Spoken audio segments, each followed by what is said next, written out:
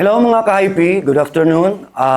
Welcome po dito sa bahay ni Sir Christian Bables.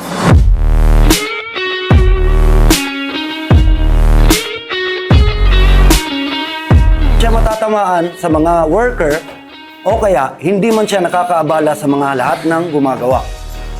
So, mula po pag-unload, mababa na po natin lahat ng mga items. So, sisimulan na po natin i-segregate lahat ng mga items. So, ang segregation niya is per opening. Kung saan po siya naka-designate, doon po natin siya ilalagay. So, kung makompleto na po natin i-designate lahat ng mga items, doon na rin po tayo magsisimula na mag-install. O before po tayo mag-install, i-check muna natin ang opening kung nasa level ba siya or okay para maayos pong pagkakabit ng mga items natin. So lahat ng items natin andito ngayon ay nagsisimula sa 85 series.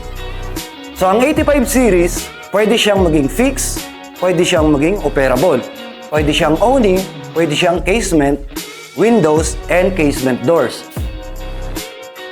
Then, meron din po tayong shameless na 140 series.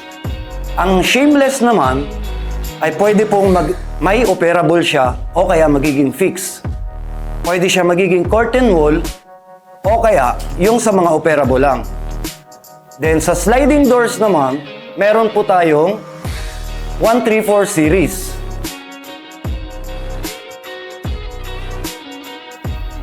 At sa railings naman po natin, meron po tayong spigot type o kaya pwede din button type. Pero dito kay Sir Christian, ang meron po tayong railings is yung spigot type lang.